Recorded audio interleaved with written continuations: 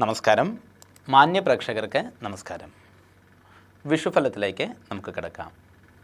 ഉത്രട്ടാതി നക്ഷത്രം. ഈ വർഷത്തെ വിഷുഫല ചിന്തനയിൽ ഉത്രട്ടാതി നക്ഷത്രം മധ്യഷൽക്കത്തിലാണ് ഉൾപ്പെട്ടിരിക്കുന്നത്. അതുകൊണ്ട് തന്നെ ഇവർക്ക് വിഷുഫലം ഗുണകരമാണ്.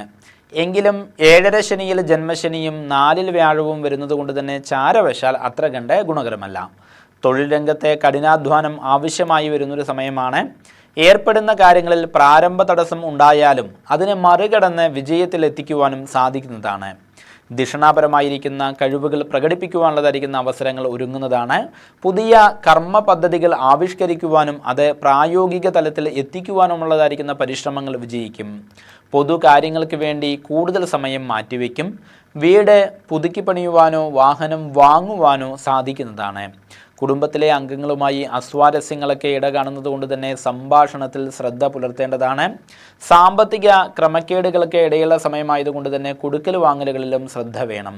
പരീക്ഷകൾക്കും മറ്റുമായിട്ട് യാത്രകൾ ചെയ്യേണ്ടതായിരിക്കുന്ന അവസ്ഥയും വന്നു ചേരാം. സ്നേഹബന്ധങ്ങളെ ചൊല്ലിയുള്ള കലഹങ്ങളും വാദപ്രതിവാദങ്ങളും മനസ്സിനെ വിഷമിപ്പിച്ചേക്കും.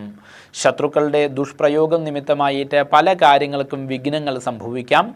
മനസ്സിൽ അകാരണമായ ഭയം വരും എന്നതുകൊണ്ട് തന്നെ ഈശ്വര വിശ്വാസവും യോഗ, പ്രാർത്ഥന തുടങ്ങിയവയും ശീലമാക്കേണ്ടതാണ്.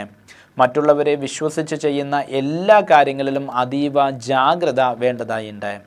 ദോഷപരിഹാരാർത്ഥമായി ശാസ്താവെങ്കിൽ മാസം പ്രതി ജന്മനക്ഷത്രം തോറും നീരാഞ്ജനം വഴിപാട് നടത്തി പ്രാർത്ഥിച്ചു വരുന്നതും വീരഭദ്രയന്ത്രം ദേഹരക്ഷയായിട്ട് ധരിക്കുന്നതും ശനിവാരവ്രതം അനുഷ്ഠിക്കുന്നതും ഗുണകരമാണ്. എല്ലാവർക്കും നന്മ വരുത്തുവാൻ സർവേശ്വരനോട് പ്രാർത്ഥിച്ചുകൊണ്ട് നിർത്തുന്നു. നന്ദി, നമസ്കാരം.